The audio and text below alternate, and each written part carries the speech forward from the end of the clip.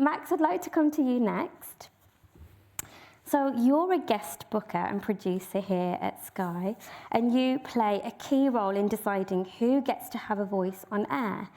How do you ensure that diverse representation of the guests onto the programme? How do you ensure that? And if you could start with a brief visual description. Yes, so I am a white male, late 30s, dark hair, wearing glasses, in a fairly substantially sized electric wheelchair, and colleagues in the room will tell you that unusually for me today I'm wearing a suit to work. Yes, I mean, obviously when you're dealing with a programme like the one I work on, which is the press preview on Sky News, which is our late night newspaper review, you have to kind of be looking across the piste, as it were. And, you know, there are all sorts of qualified people from all sorts of backgrounds. And yes, a lot of them are white and male and middle class. And as someone who is white and male and middle class, it is easy to lose sight of your own privilege. And that's true even as someone like me who faces a lack of privilege in other areas of my life. So you do have to be thinking a lot about who is going to be best qualified to come on the programme, but also who is going to be best placed to provide different perspectives that the audience may not have seen before. And what I think is very good about what we do is that when you do have people from those diverse backgrounds, what you're striving for is what, for the sake of argument, I guess we could call the beautiful apex of the remarkable and the unremarkable. You know, there have been occasions when, for example, including the presenter, we've had 3 people of colour sat round the table. Now, that was not done by design. It was done simply because they were the best people to be there. And, you know, you look at another example of the remarkable and the non-remarkable coming together. Sima has had occasion to present the press preview before when I've been its principal on the night producer. And now, of course, because we're well-established parts of the newsroom, to our colleagues, it's unremarkable. To the viewers, you know, they'd never know. But in and of itself, it is remarkable that a British Asian Muslim woman who has come to be part of the disability community and somebody who's a lifelong wheelchair user with quadriplegic cerebral palsy are 2 of the most prominent people working on this programme. And it's quiet, but as I say, in its own way, it's beautiful. And one of the places, I think, to be candid, that we've fallen short is disability representation on our programme. That is something that I am striving to fix. Naming no names, there is a household name who is someone with a disability who I am in current discussions with, and that is somebody that we hope to be inviting onto the programme in the reasonably near future. But there is always more to do. Absolutely, and there's so many here in the room and joining us online. Yeah. So hopefully that won't be too much of a difficult task for you going forward. I really want to thank you as well for talking about privilege. A lot of people don't want to talk about it, but it's nothing to be ashamed of. It's nothing to be guilty of. Privilege is something you didn't ask for and you didn't earn. Absolutely. Many of us have privilege in lots of different situations, you know, as you talked about. So thank you for talking about that. Absolutely. My next question is about breaking news, because it can often disrupt planned segments. And in those high pressure moments, how do you balance speed with accuracy, especially when representing different communities fairly? Well, it's important to say that in the role that I play, I am not gallery based, meaning the control room. So that is up to whoever is, chiefly anyway, it's up to whoever is dealing with that end of things. If you like, if they are the captain of the ship, I'm the first officer because I'm there on the studio floor dealing principally with working with the guests.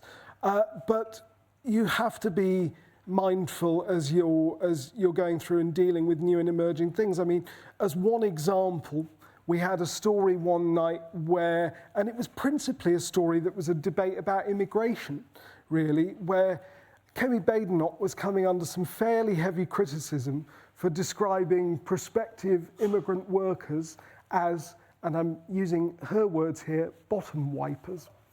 Now, that in and of itself was demeaning to those potential care workers, and I think I can say that without fear of contradiction. But as the guests and I were discussing this, I said, well, is it not also the case that that could be construed as demeaning to people that need their bottoms wiped? As a matter of fact, I wouldn't be here producing this program with you right now if somebody hadn't wiped my bottom this morning.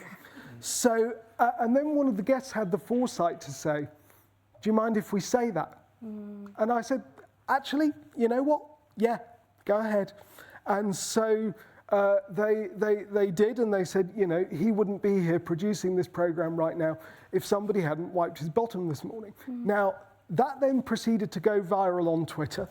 It's very rare to get your bottom to go viral on Twitter if you don't have an OnlyFans, but what can I tell you? So now whenever somebody asks me to play two truths and a lie, one of the truths is that my bottom has formed part of a live topical news discussion on network television, and so it wasn't on the bucket list, but there we are.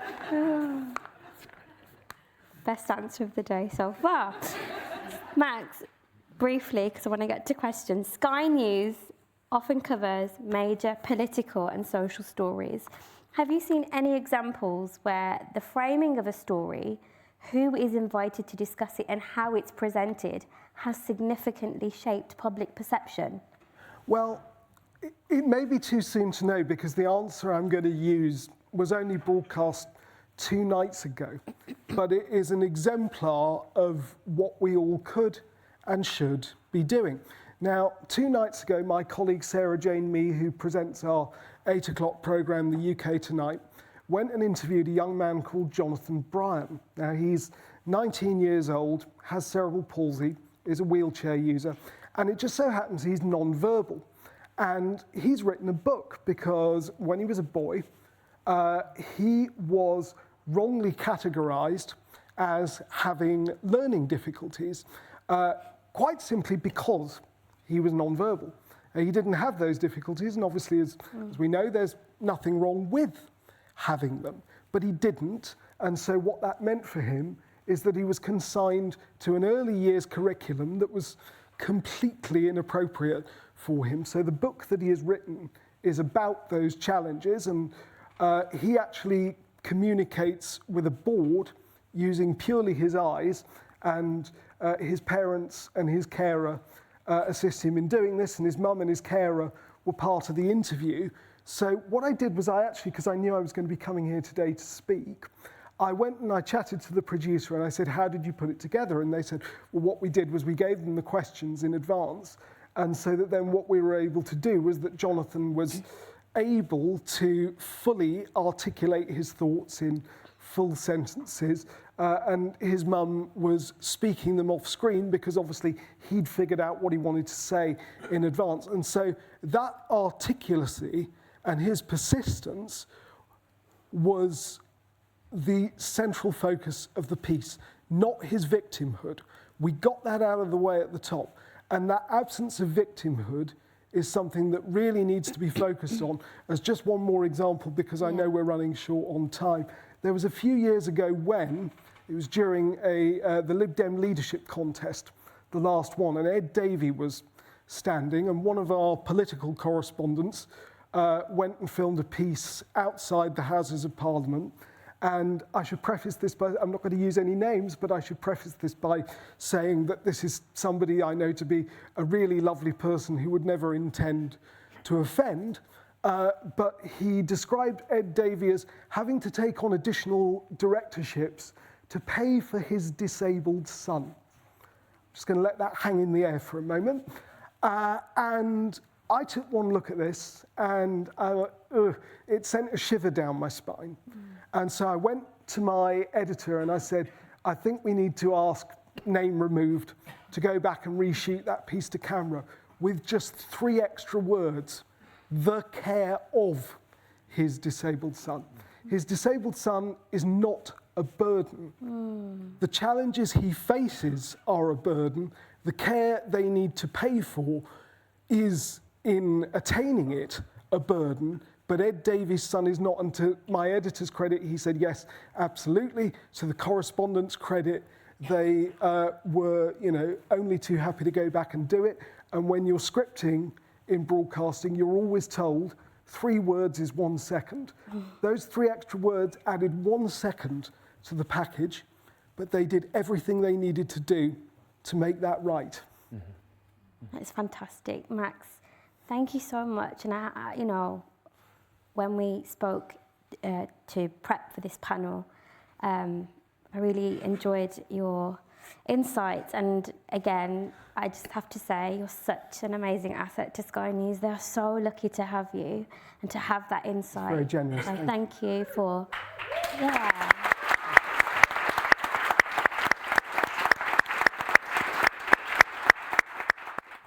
Hi. This is kind of harking back to what Max said about the Ed Davies segment that you were producing. Obviously, it's great that you were there to kind of stop that slipping through the net. But I kind of wanted to ask about when things do slip through the net, because at media organisations, when that does happen, something goes wrong, or a colleague uses inappropriate language or slips up, whether it's, it's in most cases not malicious, the finger of blame quite often lies at the feet of disabled employees. I might be speaking from experience here, but do we have a burden to kind of represent who we're working for and say, yeah, that was wrong? Is it something that you have to handle, or is that totally unfair? Should it lie with non-disabled people? Max, what do you think? Well, I mean, it is and it isn't. And I mean, actually, part of your question, if I may say so, misframes it ever so slightly in that you said I was producing the Ed Davies piece. Now, why do I mention that? Because I wasn't. And yet, I felt empowered to go to my editor and to say, you know what, this isn't right. This needs fixing. Now, I'm very fortunate that I work in a newsroom where that is the case.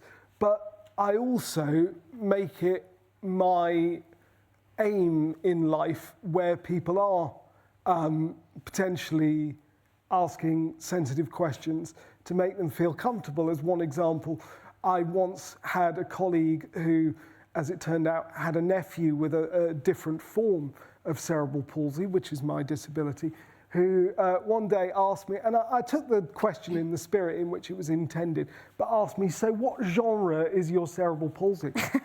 And I looked at him and I said, well, it's not an effing romantic comedy, is it?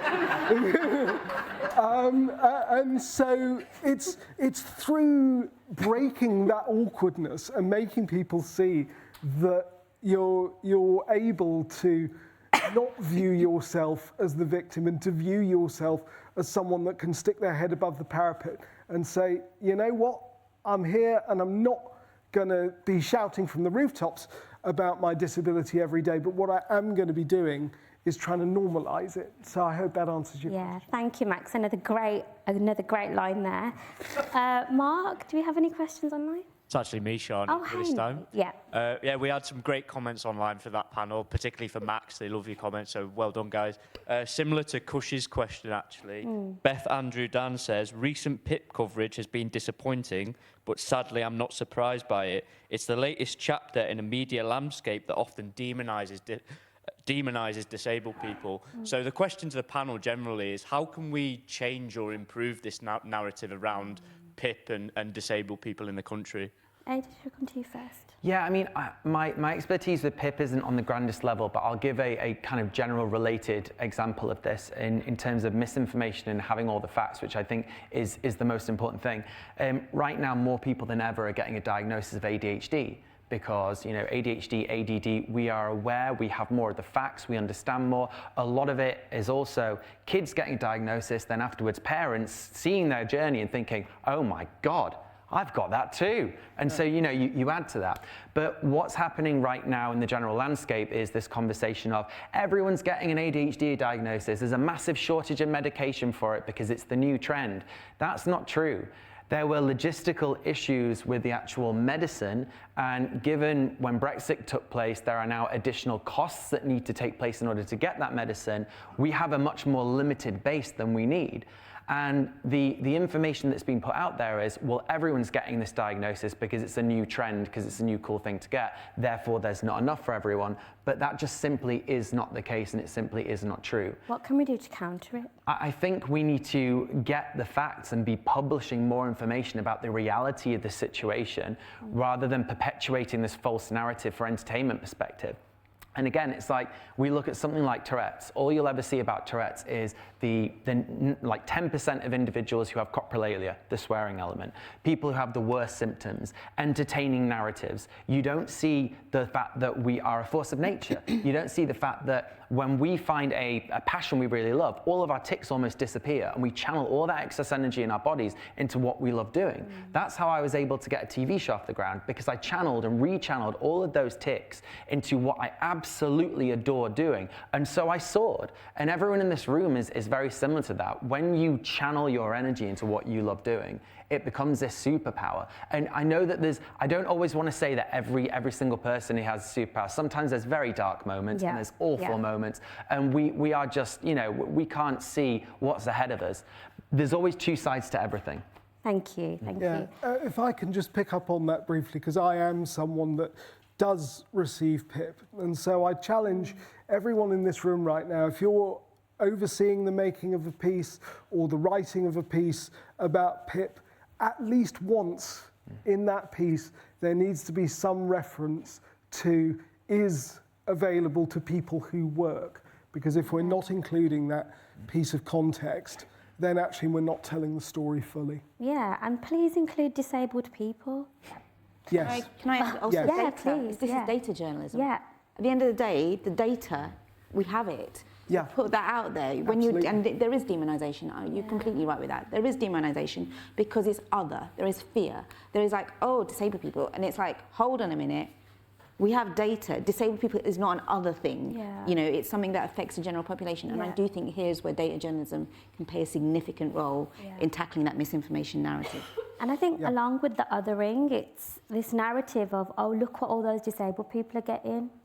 Money, a free car, etc., etc. It's not free. Well, somebody would probably say to me, well, you know, you work for a rather glamorous, it's not glamorous, by the way, but rather glamorous organisation. Why the hell would you need that? Yeah. And the simple answer is because I can't, you know, I'm reasonably well paid, but I can't make ends meet if I don't. Yeah.